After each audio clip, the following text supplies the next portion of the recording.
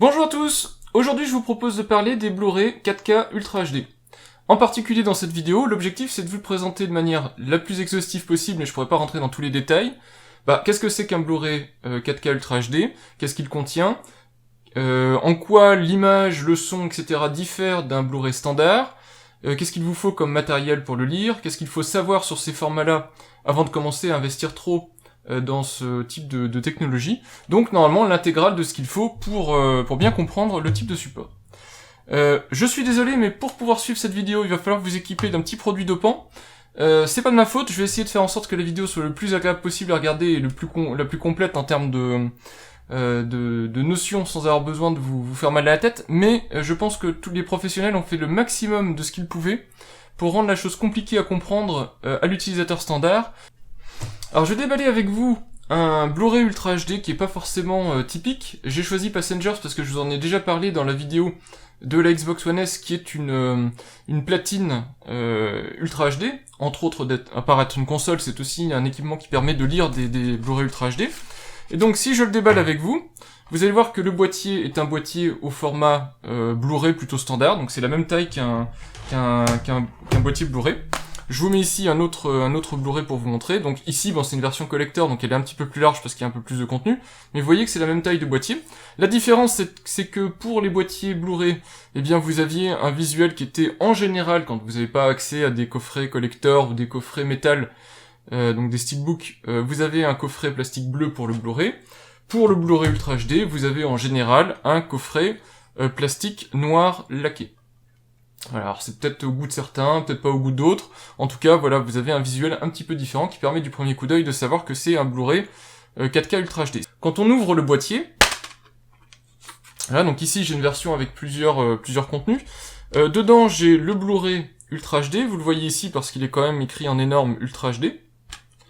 Et puis dedans j'ai la chance d'avoir une édition qui a le Blu-ray standard et ici le Blu-ray 3D. Alors malheureusement, tous les coffrets Blu-ray Ultra HD ne contiennent pas les versions 3D des films quand elles existent. Par contre, la majorité contiennent au moins la version Blu-ray, voire pour certains la version DVD. Je sais pas s'il y a encore des gens qui regardent des DVD de nos jours, sûrement, hein. Mais en tout cas, vous pouvez avoir à la fois un Blu-ray Ultra HD et un DVD dans des coffrets, ce qui me paraît très surprenant tellement c'est un grand écart technologique. En tout cas, voilà ce à quoi ressemble le coffret Ultra HD.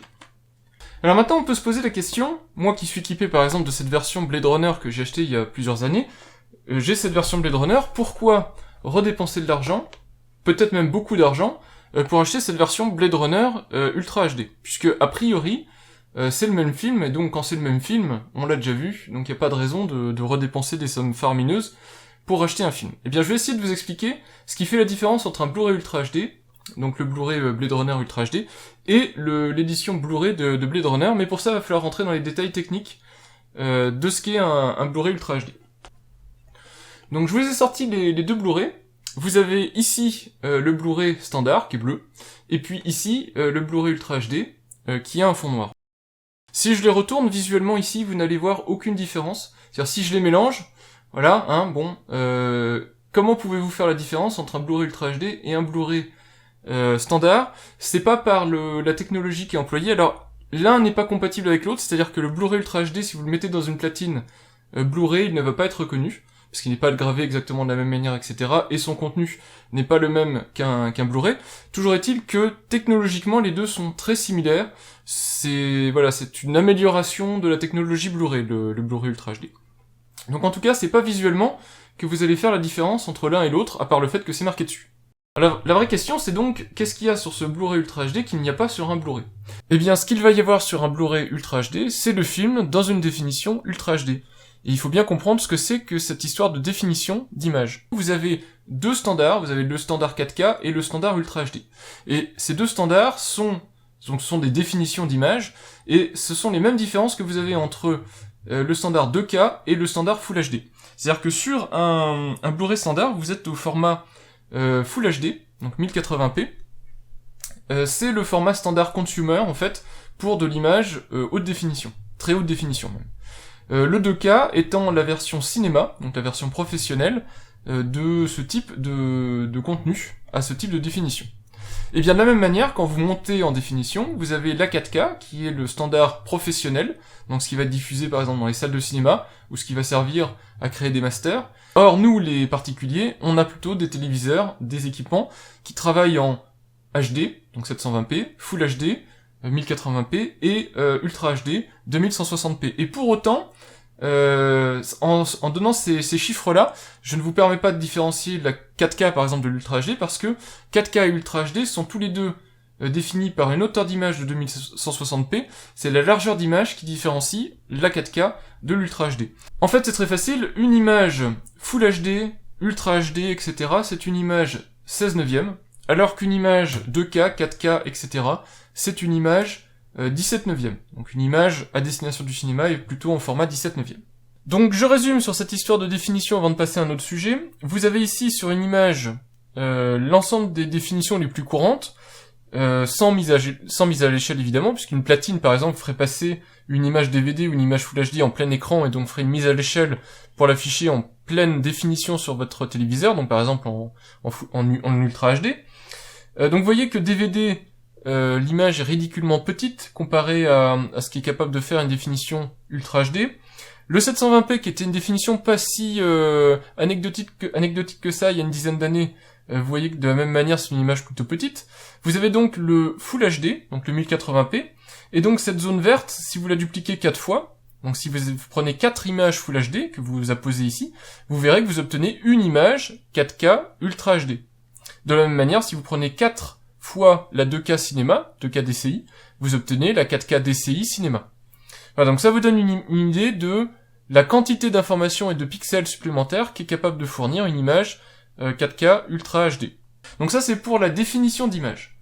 Mais faut bien se rendre compte, et je vous en ai déjà parlé précédemment dans d'autres vidéos, que à partir du moment où vous avez une télévision d'une taille assez petite, alors je vais peut-être en choquer certains, mais 55 pouces, 60 pouces, 70 pouces c'est petit en termes de taille d'image, eh bien si vous êtes à une distance de recul suffisante, du genre 2 mètres et demi, 3 mètres, 3 mètres et demi, vous n'allez quasiment plus au niveau de vos yeux percevoir la différence de détail entre du vrai Ultra HD et du Full HD upscalé par exemple. Donc c'est pas sur la définition d'image qu'il faut faire le choix du format Blu-ray Ultra HD. C'est très intéressant si vous êtes dans des situations de projection, donc vous avez votre salle de home cinéma, je ne sais pas, avec des diagonales de 3 mètres, de 3 mètres 50, ça peut être très intéressant. Toutefois, il faut quand même avoir le vidéoprojecteur Ultra HD qui va bien, et ça coûte cher. Alors je vous remets une petite comparaison entre l'image Blu-ray à gauche et l'image Blu-ray Ultra HD à droite de Passengers, je vous l'avais déjà mis pour le test de la Xbox. En gros, sur une vidéo YouTube 1080p, vous ne pourrez pas avoir de différence notable, mais en tout cas, ce que vous pouvez voir, c'est que sur la partie droite de l'image, la colorimétrie est différente. Donc on y reviendra dans la suite de la vidéo. Mais ce que vous noterez le plus dans une image Ultra HD de Blu-ray, c'est évidemment la partie HDR et la partie colorimétrie de l'image qui est quand même différente. Au niveau des tailles, évidemment, plus on s'approche de l'image ou plus la diagonale est importante, plus c'est notable. Et pour vous illustrer ça, je vous ai pris quelques séquences ici en gros plan sur le téléviseur. Donc ce sont des séquences Ultra HD.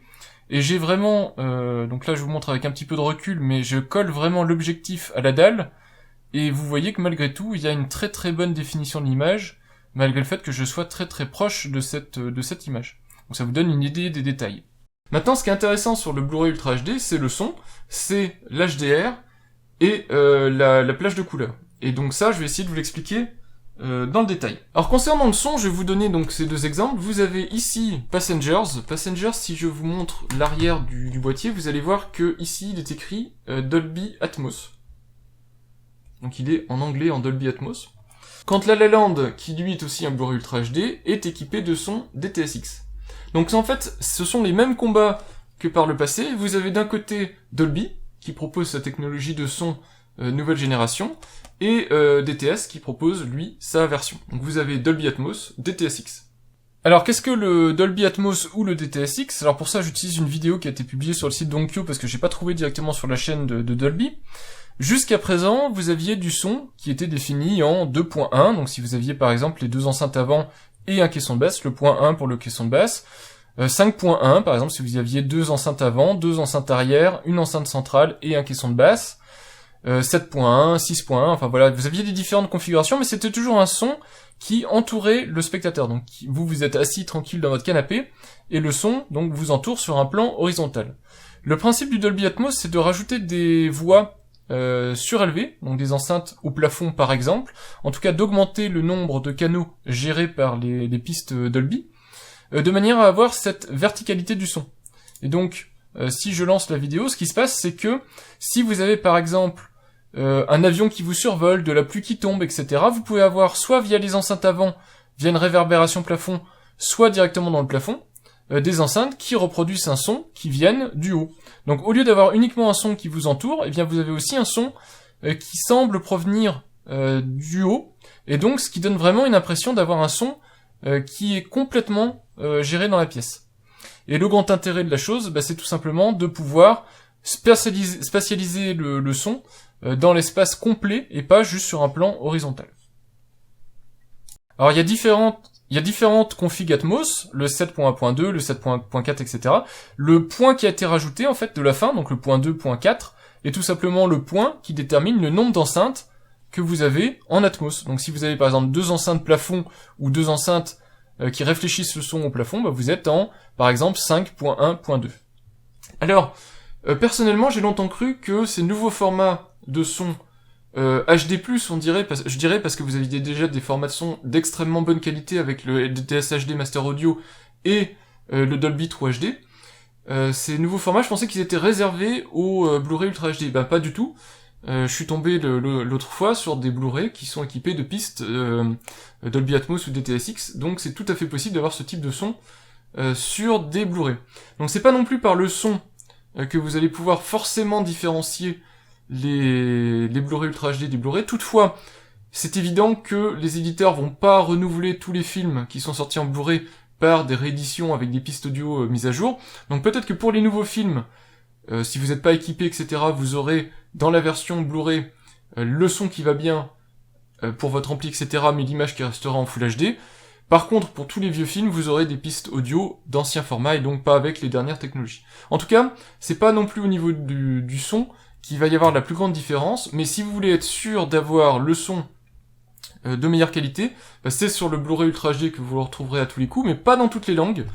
Si je prends donc Passengers, vous voyez que Passengers il est équipé de Dolby Atmos que sur la piste VO, donc ici l'anglais en l'occurrence.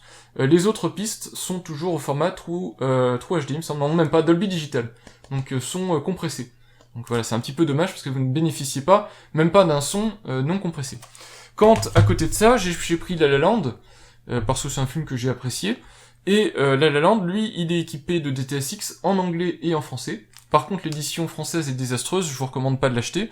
M6 est l'éditeur de ce Blu-ray, et malheureusement, pour des raisons légaux, etc., la version VO a les sous-titres français forcés, c'est un petit peu dommage. Donc on revient sur une différence par contre flagrante entre un Blu-ray et un Blu-ray Ultra HD, c'est le HDR. Le HDR, vous ne l'aurez que sur le Blu-ray Ultra HD, vous ne pourrez pas l'avoir sur le Blu-ray. Alors s'il y a un film qui vous a plu, par exemple j'ai bien aimé The Accountant avec Ben Affleck, eh bien si vous pouvez l'obtenir à un prix réduit, autant le prendre en Blu-ray Ultra HD. Vous n'aurez peut-être pas la meilleure qualité d'image, je reviendrai après là-dessus, à cause du master qui a été choisi, mais en tout cas vous aurez l'HDR que vous n'aurez que sur le Blu-ray Ultra HD. Voilà, à côté de ça, si à nouveau on reprend le son, vous verrez ici que alors il est écrit en italien ce Blu-ray, mais vous n'aurez que des pistes Dolby Digital à nouveau, donc pas de pistes non compressées, encore moins des pistes Dolby Atmos ou DTS:X. Donc ça c'est un petit peu dommage. Mais vous avez le HDR. Alors le HDR, qu'est-ce que c'est ? HDR, c'est une technologie qui permet d'augmenter la plage dynamique d'un film ou d'une image.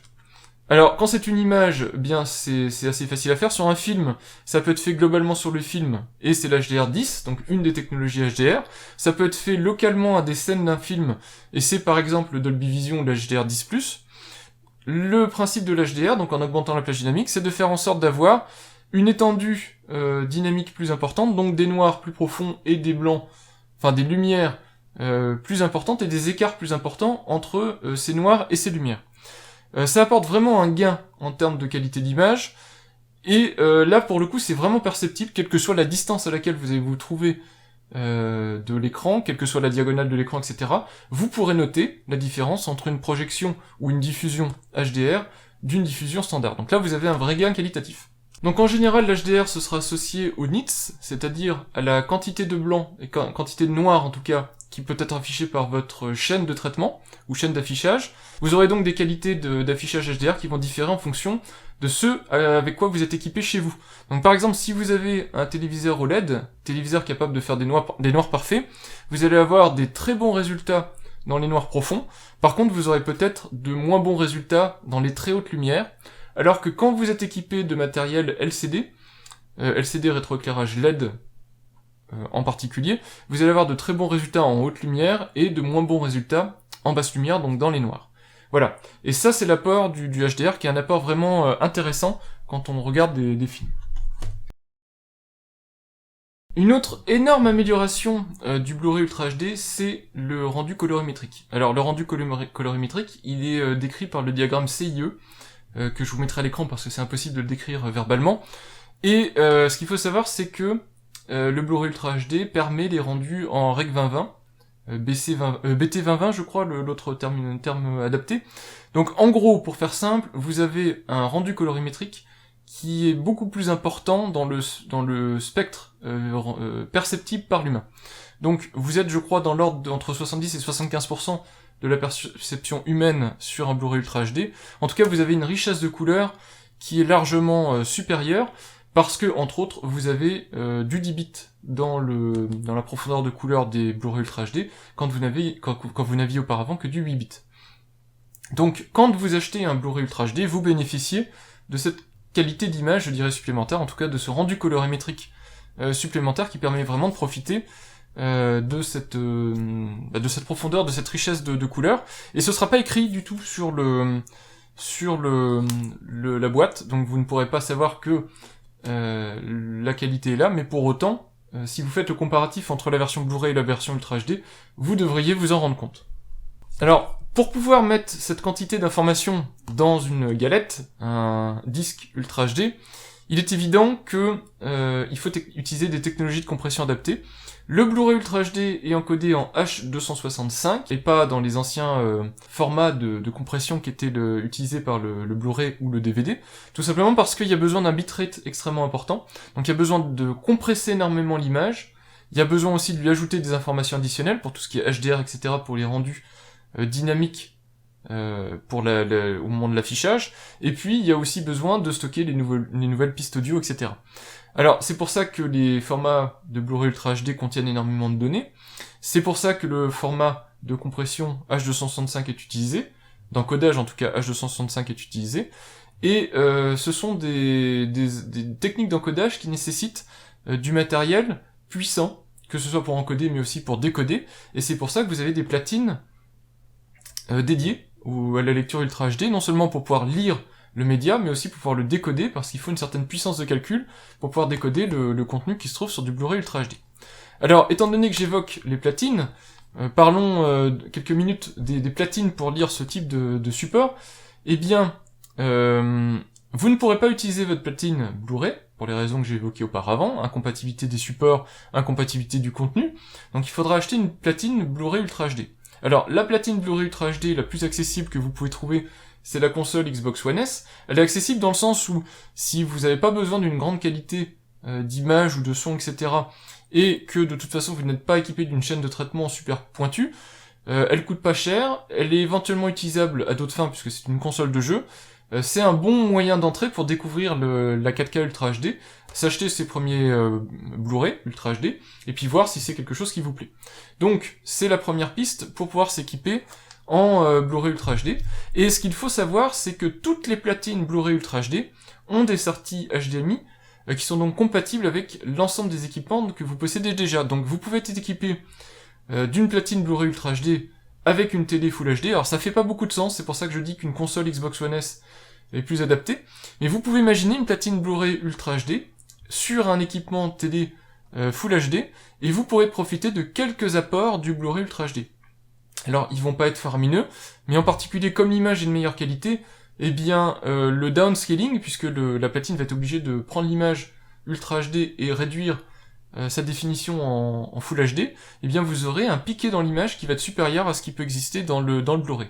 Maintenant, étant donné que votre téléviseur Full HD ne sera pas compatible HDR, ne sera pas compatible avec les rendus colorimétriques nécessaires pour le Blu-ray Ultra HD, etc., vous ne bénéficierez peut-être pas d'autres apports, à part peut-être le son, si vous êtes équipé d'un ampli plus moderne que votre télé, qui lui gère le Dolby Atmos ou le DTS:X. Mais en tout cas, c'est tout à fait possible de lire des Blu-ray Ultra HD sur une platine Blu-ray Ultra HD et envoyer le signal vers des modes de projection, de diffusion qui ne sont pas compatibles avec l'Ultra HD. Donc vous pouvez vous équiper petit à petit, et donc renouveler votre vidéothèque ou préparer l'avenir en achetant directement vos films au format Ultra HD. Vous pourrez même les regarder au format Ultra HD si vous avez la platine, ou au pire vous prendrez le Blu-ray pour regarder le film. Alors en termes de platine Ultra HD, donc d'appareils vraiment dédiés à la lecture des Blu-ray Ultra HD, je vous en ai retenu 3. Alors évidemment en fonction du moment où vous allez regarder la vidéo, ce sera peut-être plus les modèles du moment.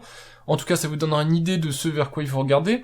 Alors, ma petite chouchoute, c'est la Sony UBP X700, ou vous avez aussi la UBP X800, qui est un modèle un peu plus haut de gamme, qui se trouve, comme vous le voyez ici, à un prix d'environ 240 €. Alors, ça dépend, il y a des promos de temps en temps, etc.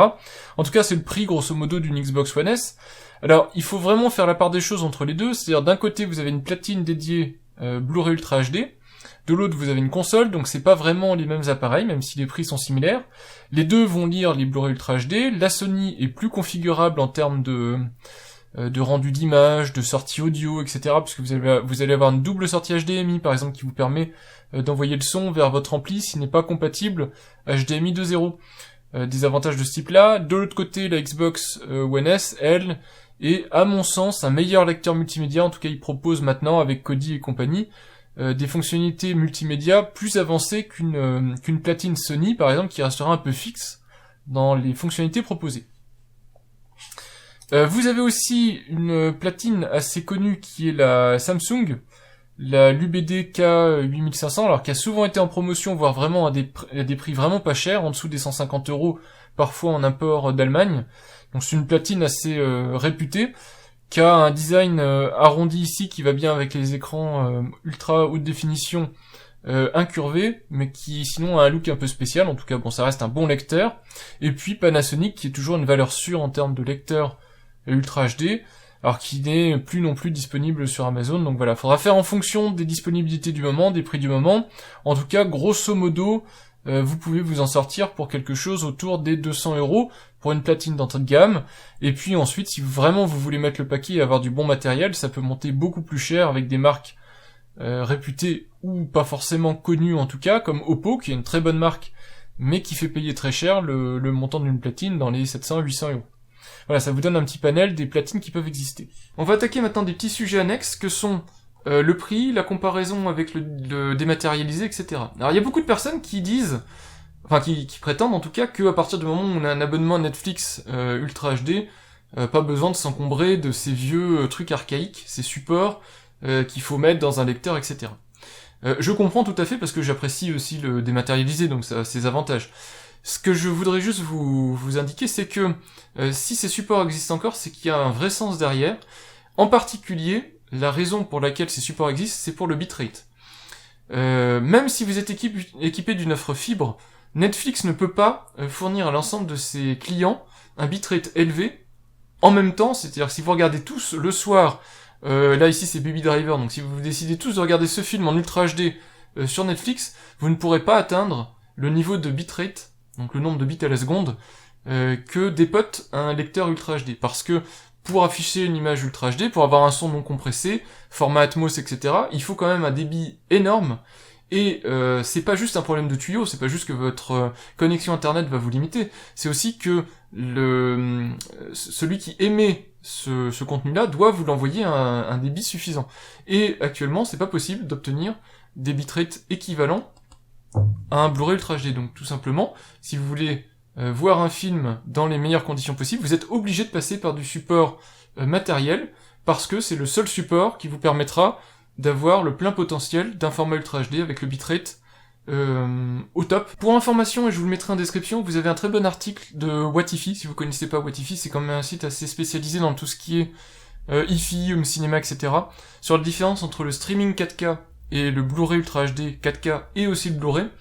Il faut savoir que, en général, sur Netflix 4K, le bitrate qui est utilisé est similaire, même inférieur, à un Blu-ray, c'est-à-dire que dans la quantité de données qui est échangée quand vous lisez un Blu-ray, eh bien Netflix est obligé de faire passer une image Ultra HD avec un son qui est normalement censé être un petit peu meilleur. Donc c'est impossible techniquement d'obtenir la même qualité dans un streaming 4K que dans un Blu-ray 4K. Voilà, maintenant c'est pas le même prix aussi. Les abonnements streaming 4K sont quand même beaucoup moins chers que l'acquisition de Blu-ray. Donc c'est un choix à faire, mais ne comparez pas un Blu-ray Ultra HD avec du streaming 4K, ce n'est pas comparable en termes de qualité. Une autre chose à noter, outre le fait que j'ai racheté des doublons, puisque j'ai ici un Mad Max Ultra HD avec mon Mad Max édition 3D, c'est que tous les Blu-ray Ultra HD ne sont pas équipés en 3D, c'est-à-dire que si vous êtes un amateur comme moi de 3D, vous aurez souvent dans les packs de l'Ultra HD et un Blu-ray, mais pas la 3D, donc ça va vous obliger à faire des doublons si vous voulez regarder le film en Ultra HD et le film en 3D. Si vous êtes vraiment fan d'un film, ça va vous coûter un petit peu cher. Alors pour la 3D, c'est un petit peu dommage parce que moi je suis un grand fan de 3D, mais pour autant, quand j'achète un film, j'aimerais bien avoir de l'Ultra HD également. Alors il y a des éditeurs qui n'ont pas ce problème-là, par exemple mon Passengers ici, il est équipé d'Ultra HD et de 3D, donc c'est deux Blu-ray différents. Je peux pas regarder les deux versions en même temps, l'idéal aurait été d'avoir un Ultra HD 3D, mais bon, c'est un autre débat. Toujours est-il que j'ai les deux disques, et donc je peux regarder celui que je préfère, et échanger, éventuellement regarder dans les deux formats. Là ici, je suis obligé d'acheter les deux, si je veux les deux, et ça coûte un petit peu plus cher quand même qu'avoir le pack. Donc ça c'est vraiment dommage, et je comprends pas que les éditeurs, vu le coût que ça doit avoir de rajouter un Blu-ray, eh bien ne mettent pas automatiquement le Blu-ray 3D pour les gens qui sont équipés. Alors, il y a des détracteurs de la 3D parce que vous avez eu des mauvaises expériences 3D, parce que vous n'aimez pas, etc. Je peux tout à fait le comprendre. Il y a des gens qui arrivent dans des commentaires à dire la 3D c'est mort. Oui, effectivement, les fabricants, et certains fabricants en tout cas, ont décidé d'enterrer la 3D, mais pour autant, la 3D était arrivée à un niveau de qualité qui était extrêmement appréciable. Si vous êtes équipé comme moi de matériel de qualité, donc si vous avez une télé OLED Ultra HD, vous allez avoir une expérience 3D qui est exceptionnelle, bien au-delà de ce que font les salles de cinéma en 3D active par exemple, et vous allez vraiment apprécier la 3D. Et donc je trouve dommage, au moment où les équipements, technologiquement en tout cas les équipements permettaient de profiter vraiment d'une 3D de qualité, que les productions elles-mêmes fournissaient de la 3D de qualité, et bien que tout s'arrête, parce que on a dégoûté quelque part, je pense, et c'est encore de la faute des éditeurs, des productions, etc. On a dégoûté les gens de la 3D en sortant des choses un peu faites trop rapidement, de manière peu qualitative et contraignante à cause du port de lunettes 3D actives lourdes, et donc qui gênaient, quand vous pouvez avoir au moins des lunettes 3D passives qui vous permettent d'avoir une bonne qualité en 3D maintenant, et qui sont ultra légères et pas vraiment contraignantes à porter. Donc voilà pour le petit sujet de la 3D. L'autre point qui est à noter, c'est... oui, alors celui-là est toujours sous blister, j'ai même pas encore regardé. C'est le fait que les films ne sont pas zonés, contrairement au Blu-ray, contrairement au DVD. Donc une fois que vous avez acheté votre Blu-ray Ultra HD, même à l'étranger, vous pourrez le mettre sur votre platine. Donc ça c'est un gros apport du Blu-ray Ultra HD. Vous pouvez enfin acheter vos films à l'étranger, sans vous soucier de ce qui va passer, ce qui va pas passer sur ma platine. Par contre, les éditeurs continuent toujours à zoner quelque part les films par le fait que toutes les langues ne vont pas être disponibles sur le film, et en plus, nous qui sommes français, il y a plusieurs manières d'avoir du français. Vous avez en gros le français parisien, le français canadien, et moi ça me dérange souvent. Il y a des doublages français-canadiens qui sont un petit peu gênants, parfois, et donc je veux vraiment du français parisien, et il faut attendre l'édition française en général pour l'avoir. Un autre point que je voudrais évoquer, c'est le prix d'un Blu-ray Ultra HD. Donc ici on a Blade Runner 2049, que j'ai bien aimé, donc du coup je me le suis pris, vous voyez qu'il est en Ultra HD, 3D et Blu-ray. Alors ce Blu-ray par exemple j'ai acheté 25€, Blu-ray Ultra HD, donc c'est plutôt cher pour acheter un film en tout cas, c'est un peu cher, mais le prix passe encore parce que j'ai la version Ultra HD et la version 3D, donc bon je suis paré pour plusieurs années, je vais sûrement le regarder une fois en 3D, parce que je préfère regarder la version 3D, c'est celle qui me plaît le plus, et celle que j'ai envie de voir, et puis en plus elle est passée dans un cinéma qui diffuse habituellement de la 3D, mais ils la passaient pas en 3D, parce qu'ils ont décidé d'arrêter de diffuser en 3D, donc moi je vais la regarder en 3D, et puis ensuite je la regarderai en Ultra HD. 25 € donc, ça monte facilement à 30 € hein, pour un Blu-ray Ultra HD, donc c'est plutôt cher. Mais, attention, c'est comme pour des Blu-ray, vous pourrez aussi faire des très mauvaises affaires et acheter des Blu-ray très chers. Il faut savoir que, par exemple, ce film, je l'ai acheté 12 €. Bon, ce film, on me l'a offert, donc j'en parle pas. Ce film, je l'ai acheté 10 €. Ce film, je l'ai acheté 10 €. Et là où ça devient fou, en tout cas fou pour moi, ce film, je l'ai acheté aussi 10 €. Donc, n'allez pas me dire en commentaire, le Blu-ray HD c'est bien, c'est beau, mais c'est cher, c'est pas vrai. Si vous attendez le bon moment pour acheter un film, que vous êtes fan d'un film, mais pas trop au point de se dire, faut absolument que je le lis à la sortie, vous pouvez avoir de superbes éditions. Ça, c'est une superbe édition de Blade Runner, puisqu'il est quand même remasterisé spécialement pour la sortie Ultra HD. Donc même si vous étiez équipé d'une superbe édition comme celle-ci, qui était déjà un remaster Blu-ray, et bien là vous avez encore une qualité visuelle meilleure, et malgré tout, vous voyez que je m'en sors pour 10 €, c'est un Blu-ray français, on le voit ici, il est écrit en français, etc., et pourtant je l'ai pas payé cher. Donc, oui, le Blu-ray Ultra HD est, de manière générale, à sa sortie, plus cher, 25 € pour celui-là, j'ai dû acheter aussi ça, une 20-25 €, donc quand vous les achetez à la sortie, ils sont chers, mais si vous attendez un petit peu, vous pouvez les obtenir à des tarifs tout à fait intéressants, comme un Blu-ray.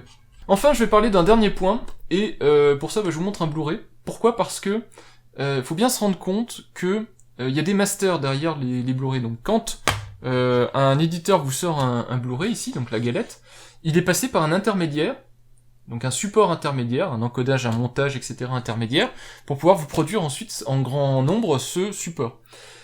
C'est en gros ça qui va permettre de définir la qualité maximale que vous allez obtenir sur la galette. Donc si vous avez un master, c'est-à-dire que l'équipe de tournage a fini le film, l'a enregistré avec des caméras ultra haute définition, etc., mais que derrière, les effets spéciaux ont été tournés, ont été réajoutés ensuite avec de la 2K par exemple, parce que les cinémas voilà, n'avaient besoin que de 2K.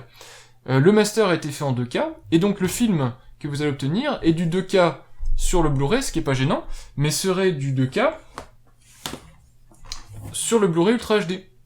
Et donc vous vous retrouveriez avec une qualité d'image un peu meilleure sur le Blu-ray Ultra HD par rapport au Blu-ray. Alors ici c'est pas le cas sur Blade Runner parce que on a un premier master ici qui a été fait il y a quelques années, presque 10 ans je crois, qui est un master 2K je crois, le master d'origine, et celui-ci c'est le nouveau master qui est un master 4K. Donc vous avez une vraie qualité d'image. Mais si je prends un autre film pour étayer mon propos, The Accountant, que j'ai pris parce que j'aime bien le film, mais en soi, le master ou la qualité visuelle du film n'est pas extraordinaire, c'est un master 2K. Ça ne se voit pas du tout sur la pochette, je vais vous expliquer dans un instant comment savoir, en gros, comment avoir une idée du master qui est sur ce Blu-ray, mais il faut savoir que c'est pas parce que vous achetez le Blu-ray Ultra HD que vous allez avoir la meilleure qualité d'image, c'est pas du tout vrai, ça va dépendre de comment le film a été tourné. Il y a des films qui vieillissent super bien, je pense donc à Blade Runner, c'est mon exemple. Pourquoi ? Parce que c'est de la gestion par pellicule, etc., donc on peut monter assez haut en termes de définition d'image, et donc s'amuser, si on a les moyens en tout cas, de ressortir de nouvelles éditions. Par contre, on a des films, alors je n'ai pas l'exemple ici parce que je ne les ai pas achetés, ça aurait aucun intérêt, mais je vais prendre celui-là comme exemple puisque c'est quand même un film récent, qui sont équipés de masters de qualité assez moyenne, qui ont été tournés pour certains dans les années 90, dans les années 2000, sur lesquels on a rajouté des effets 3D. Tout simplement, on n'avait pas les moyens techniques de faire mieux en termes d'effets 3D, donc on a des effets 3D qui sont en 2K, voire moins, et donc on a des films qui vont être cantonnés à de la 2K, et qui ont aucune chance d'avoir une image de meilleure qualité que ce à quoi vous la connaissez déjà sur Blu-ray. Voilà, j'espère que mon propos est clair. Certains films vont bénéficier de la 4K parce qu'ils vont être remasterisés en 4K, d'autres, ils ont été limités par des contraintes techniques au moment du tournage, au moment du post-traitement, etc. Ils auront, à vie, je pense, en tout cas, une mauvaise qualité d'image, en tout cas, ils n'auront jamais la qualité d'image qu'auront d'autres films, parce que, eh bien, tous les soins n'ont pas été apportés au moment du tournage et du montage initial du film. Voilà, donc ça c'est à savoir, et je vous donne maintenant la technique de comment déterminer le master d'un Blu-ray, ou d'un Blu-ray Ultra HD, et comment savoir si ce que vous allez acheter, c'est de la vraie 4K, entre autres, ou pas. Alors il y a deux sites qui vont vous permettre de comprendre si il y a une chance que votre Blu-ray Ultra HD soit en 4K Ultra HD ou pas. L'un c'est IMDb, l'autre c'est Real or Fake 4K. Donc on va déjà commencer par IMDb. Donc IMDb, c'est un site qui avant tout est là pour décrire les films, donc indiquer par exemple la durée d'un film, les acteurs, les anecdotes de tournage, les choses comme ça. Mais quand vous allez sur le site IMDb, vous avez aussi un onglet, ici un menu more, donc plus, et dans cette partie-là, vous avez les technical specifications du film. Donc si vous cliquez dessus, ici vous allez voir comment le film a été tourné. C'est extrêmement intéressant si vous êtes intéressé par le côté technique d'un film, vous allez voir les ratios, donc le format de l'image, vous allez voir comment il a été tourné, donc quelles sont les caméras qui ont servi à tourner le film, etc. Mais aussi, ici, quels sont les procédés cinématographiques qui ont permis la sortie du film. Donc, par exemple ici, vous voyez que un Master 4K de 2007 a été sorti, donc vous avez un Digital Intermediate en 4K qui a été créé en termes de master pour la sortie de la Final Cut 2007. Donc, si nécessaire, on voyait que le Master 4K existait déjà pour la sortie de Blade Runner en version Ultra HD. Donc ça permet de comprendre ça. Si maintenant je vous montre mon Blade Runner 2049, de la même manière on va aller dans les spécifications techniques, on voit ici que même si le film est plus récent, il a été tourné au format source en 2,8K par une caméra qui est la Riro, qui est une caméra numérique. Donc on voit que même s'il supporte le Dolby Vision nativement, puisqu'il a été tourné en Dolby Vision, etc., son format master est bien du 4K, pour autant, les images sources n'étaient pas du 4K à l'origine. Donc c'est assez intéressant à savoir. Et Mr. Wolf, qui est The Accountant, le titre d'origine, si de la même manière on va voir les spécifications techniques, alors lui c'est le grand n'importe quoi, parce que même si le film est très récent, on voit que son master est un master 2K, donc un master qui est bien pour faire de la vidéo à la demande, pour faire du Blu-ray, mais qui n'est pas suffisant pour sortir un Blu-ray Ultra HD. L'autre site dont je vous parlais, pour regarder si c'est de la 4K ou pas au niveau Blu-ray Ultra HD, c'est realorfake4k.com, donc à nouveau un site malheureusement en anglais. Donc vous avez ici le petit menu pour rechercher, donc imaginons que je cherchais The Accountant, et vous avez tout de suite la réponse ici, qui est Fake 4K, et donc c'est marqué que c'est filmé au 35 mm, mais que le Digital Intermediate, donc le master, est en 2K, donc ça ne peut pas être une 4K native. Et par contre, si ici je cherche Blade Runner, donc on va choisir Blade Runner, la version, le film d'origine. On voit ici que c'est une vraie 4K, c'est spécifié ici, et on voit ici les mêmes informations que je vous ai données tout à l'heure. Donc ils ont à peu près les mêmes sources, donc de toute façon vous saurez à peu près la même chose, et en plus ça vous précisera aussi la présence de pistes audio nécessaires, en tout cas intéressantes pour la partie Blu-ray Ultra HD. Et si on regarde de la même manière pour Blade Runner 2049, vous voyez que il est spécifié en Early 4K, c'est-à-dire presque de la 4K, mais on voit bien, je vous expliquais que il a été tourné en 3,4K, que les VFX, donc les effets spéciaux, sont en 3,4K, et donc que même si le master est donné en 4K, c'est pas possible étant donné qu'il n'a pas été filmé en 4K.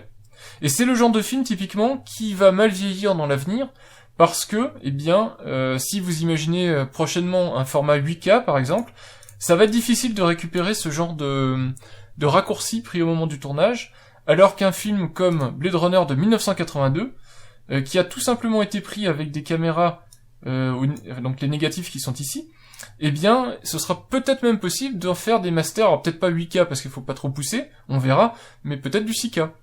Voilà, donc j'en ai fini pour le Blu-ray Ultra HD. Alors je ne suis pas rentré dans le détail sur ce qu'est le HDR, ce qu'est l'Atmos, etc. Je vais faire des vidéos dédiées là-dessus parce que je suis équipé du matériel, donc on en reparlera prochainement, en tout cas plus tard. Toujours est-il que vous savez l'essentiel de ce qu'il y a à savoir sur le Blu-ray Ultra HD, à savoir que c'est pas forcément plus cher, par contre il faut être équipé au niveau de votre chaîne de diffusion. Vous avez des films qui sont en général quasiment tout le temps de meilleure qualité, que ce soit en termes d'image, vous aurez une meilleure définition, vous aurez une colorimétrie qui est largement plus intéressante, de l'HDR, donc une meilleure gestion de la luminosité, des noirs, etc. Vous aurez en général un son de meilleure qualité, mais surtout sur les pistes VO, rarement encore pour le moment sur les pistes françaises.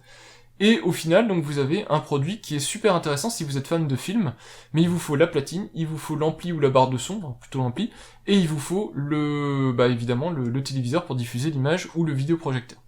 Voilà, donc un support qui est tout à fait d'actualité, qui est pas le futur, hein, c'est les gens actuellement achètent du Blu-ray Ultra HD, pas encore assez à mon goût, ce qui permettrait de faire descendre les prix, etc. Mais c'est le support du moment, en tout cas, pour regarder des films. Il est compatible avec vos platines Blu-ray dans le sens où, en général, le coffret Ultra HD contient toujours le Blu-ray, donc vous pouvez vous équiper dès à présent. Et puis comme je vous l'ai dit, si vous passez sur une platine Blu-ray Ultra HD, vous pouvez toujours la brancher sur vos équipements actuels, donc ça vous permet progressivement en tout cas de découvrir le monde de l'Ultra HD. Voilà, donc j'espère que le contenu de cette vidéo vous a été utile, j'espère que mon conseil sur le Doliprane a été suivi parce que c'est beaucoup d'informations. N'hésitez pas, deux choses, à poser dans les commentaires, donc posez-moi toutes les questions que vous voulez sur le Blu-ray Ultra HD, que ce soit ce que moi j'en pense, ou si vous avez des questions précises sur vos équipements, sur le contenu que vous voulez voir, etc. Et puis deuxième chose, n'hésitez pas, si vous connaissez des gens qui veulent s'équiper en Blu-ray Ultra HD, qui ont des questions, ou peut-être qui ont des a priori sur le Blu-ray Ultra HD, à partager cette vidéo, parce qu'en partageant cette vidéo, vous aidez aussi à ce que ma chaîne soit découverte, et à ce que cette information soit propagée. Eh bien merci beaucoup d'avoir regardé cette vidéo, et puis il est maintenant temps que j'aille déballer les quelques Blu-ray que j'ai pas encore déballés, que j'aille les regarder, donc à bientôt pour de prochaines vidéos, au revoir.